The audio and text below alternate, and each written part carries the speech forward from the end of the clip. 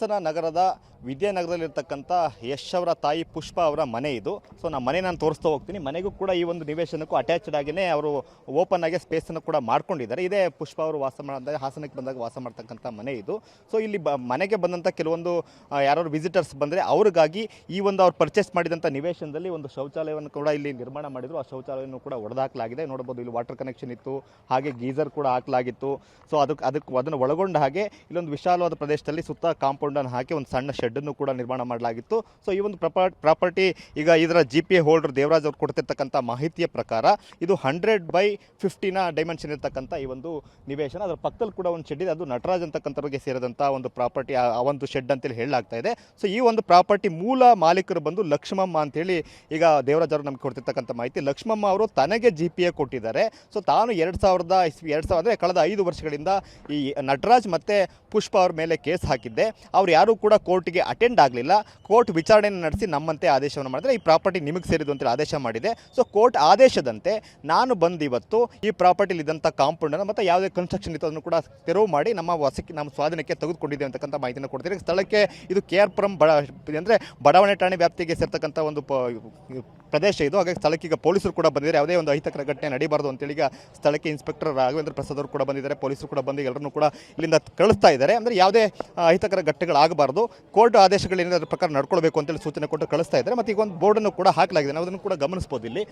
ಅಂದರೆ this property belongs to Lakshmamma late Ningegowda. ಅವರು ಮೈಸೂರಿನ ವಾಸಿ ಇದ್ದಾರೆ. ಇದರ GPA ಹೋಲ್ಡರ್ ಬಂದು ದೇವರಾಜ್ ಬಿನ್ ಹನುಮಂತೇಗೌಡ.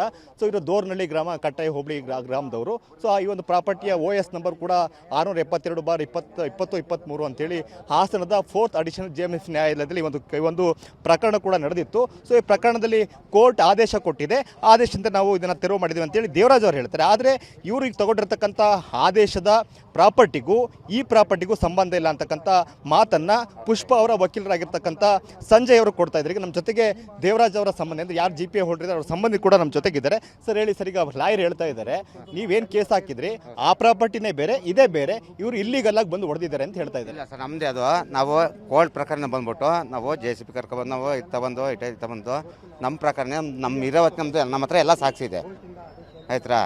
ನಮ್ಮದೇ ಇದು, ನಾವು ಕರ್ಕೊಂಡು ಅದೇ ಕೋರ್ಟಿಂದ ಆದೇಶ ಇದೆ ಆಯ್ತಾ. ನಾವು ಕಾನೂನು ಪ್ರಕಾರವಾಗಿ ನಮಗೇನು ನಮ್ಮದು ರೈತರಿಗೆ ಬಡವ್ರು ನನಗೆ ಮೋಸ ಆಯ್ತು ನಮಗೆ ಅದ್ರ ಪ್ರಕಾರ ನಾವು ಮಾಡಿದ್ವಿ.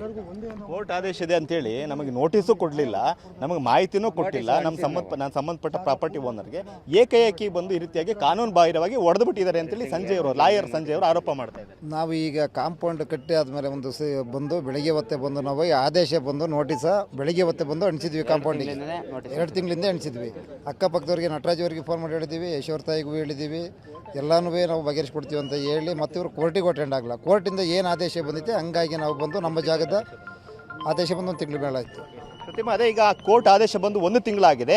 ನಾವು ಸಂಬಂಧಪಟ್ಟವರಿಗೆ ನೋಟಿಸ್ ಸರ್ವ್ ಮಾಡ್ತಕ್ಕಂಥ ಪ್ರಯತ್ನವನ್ನು ಕೂಡ ಮಾಡಿದ್ವಿ. ಇಲ್ಲಿ ಕಾಂಪೌಂಡು ಕೂಡ ನೋಟಿಸನ್ನು ಅಂಟಿಸಿದ್ವಿ ಕೋರ್ಟ್ ಆದೇಶವನ್ನು, ಆದರೂ ಕೂಡ ಅವ್ರು ರೆಸ್ಪಾಂಡ್ ಮಾಡಲಿಲ್ಲ. ಮಾತುಕತೆ ಕೂಡ ಕರೆದ್ವಿ, ಆದರೂ ಕೂಡ ಅವ್ರು ಬರಲಿಲ್ಲ.